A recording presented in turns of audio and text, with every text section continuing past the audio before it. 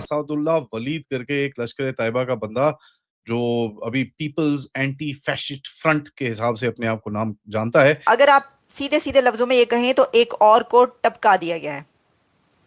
एक और को टपका दिया गया है, खबर ये आ रही है। रॉ अब भी पाकिस्तान में अपनी सरगर्मी में मुलव्विस है। 83 में जो हमले हुए और बाकी सारे और जो हमले हुए इंडियन आर्मी के ऊपर, उनके काफ़ी सारे इन्होंने प्रोपेगेंडा वीडियो बनाए। जो बीहेडिंग हुई और जो एग्ज़ीक्यूशंस हुए इंडियन सोल्जर्स के, उसके बारे में इसने काफ़ी सारे वीडियोज़ बनाए। हम इसको इस तरह ले सकते हैं, वो आपको पता है कि टपक-टपक के टपक रहे हैं, यानी कि कितने ही ज़्यादा टपकाए जा चुके हैं। पाकिस्तान को एक तरफ भारत बॉर्डर और अब दूसरी जानिब अफगान बॉर्डर पर भी इस जहरियत का सामना है। हमारी अस्करी दिफाई पॉलिसी आपके ख्याल में क्या होनी चाहिए? सर, जो ज़्यादा कंसर्निंग बात है ना, वो ये है कि एक चीज़ बड़े तवत्तर से कहते आ रहे हैं ये लोग, एंड दैट इज कि there is going to be a blood bath in Pakistan. Maharashtra में एक जर्मन बेकरी का जो अक्यूज था, उसको किसी ने गिरा दिया। ब्लडशेड होगा, ब्लड बाथ होगा, कत्लो गारत होगी, बहुत खून बहेगा।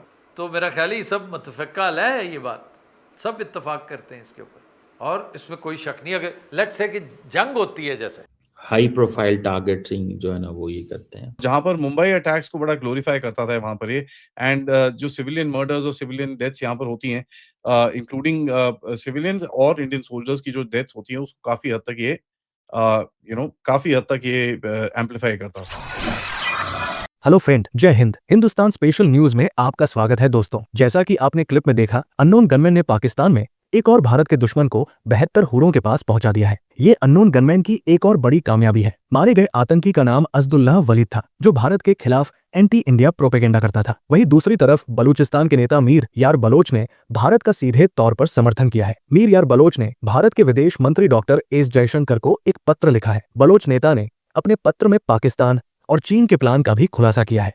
मीर यार बलोच ने भारत के विदेश मंत्री एस जयशंकर को लिखे पत्र में दावा किया है कि चीन आने वाले समय में पाकिस्तान में अपनी सेना तैनात कर सकता है।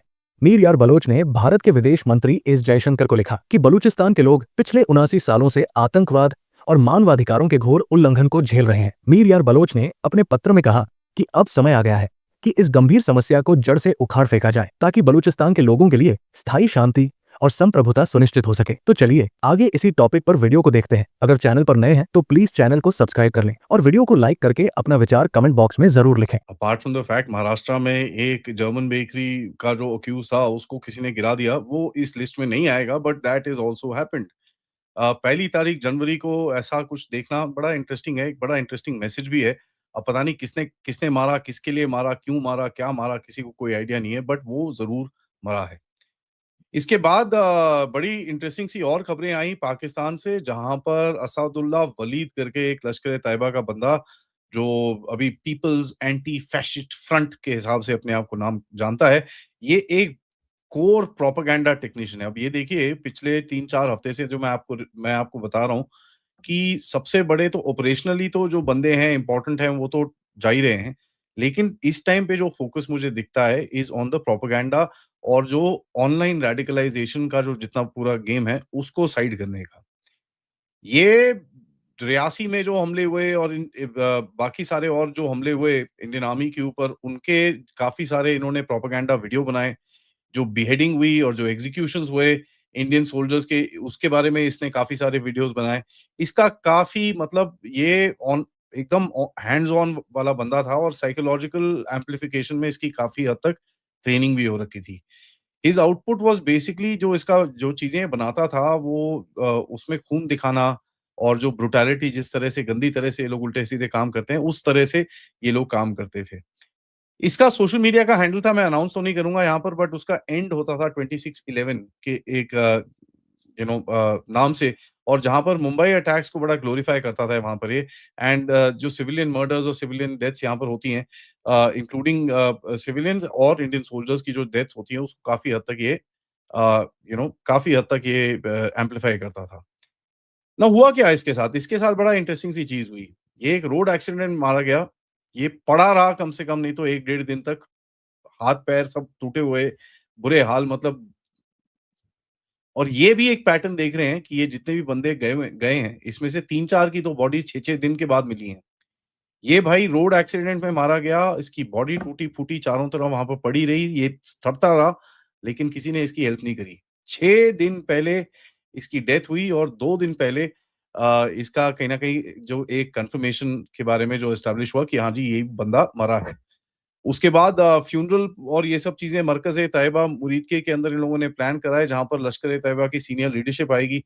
जस्ट द शेयर फैक्टर कि इसमें लीडरशिप आएगी, दैट मीन्स ये कोई एक इम्पोर्टेंट बंदा था और इसका जो एक रोल था, एक सेंट्रल रोल था, where he was able to ये जो प्रोपेगेंडा वीडियोज़ बना के दूसरों को रेडिकलाइज़ करने में इसका काफ़ी एक सेंट्रल रोल था।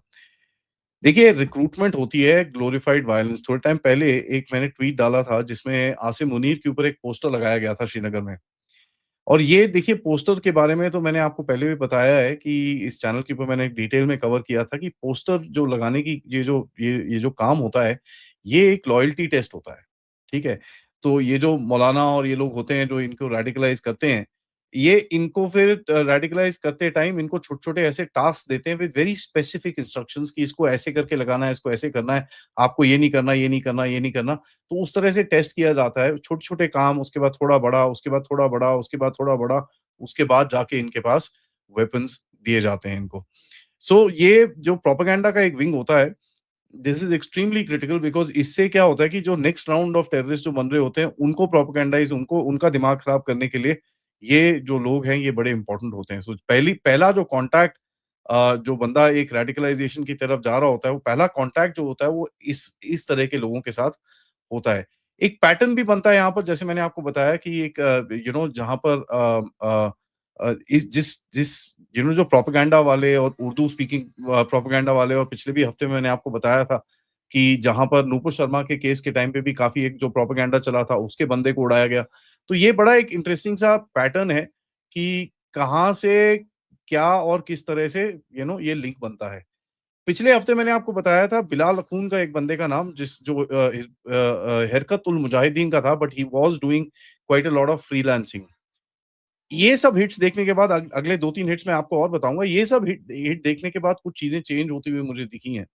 अब यहाँ पर देखिए जो मुरीद के पंजाब का जो कोर है वो थोड़ा-सा एकदम ठंडा पड़ गया है एंड कहीं न कहीं कोई भी अभी प्रोपेगेंडा वीडियोज़ आते हुए दिखते नहीं हैं। पुराने वीडियोज़ को ये रिसाइकिल कर रहे हैं अपने टेलीग्राम अकाउंट्स के अंदर और हर जगह पे तो अभी तक जो एक जो चीज़ें चलती थी, वो अभी चल नहीं रही हैं।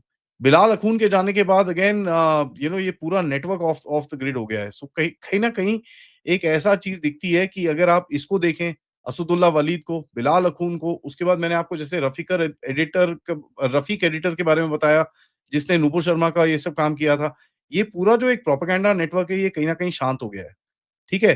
पीएपीएफ के बंदे ये जो मिडलमैन जो हैं और ऊपर से आईएसआईएस के जो बंदे हैं, उनका पूरा एक ये प्रोपेगेंडा सेल कहीं न कहीं गायब दिखता है। देखिए, एक और चीज़ हुई है कि 3-4 हिट्स और हुई हैं।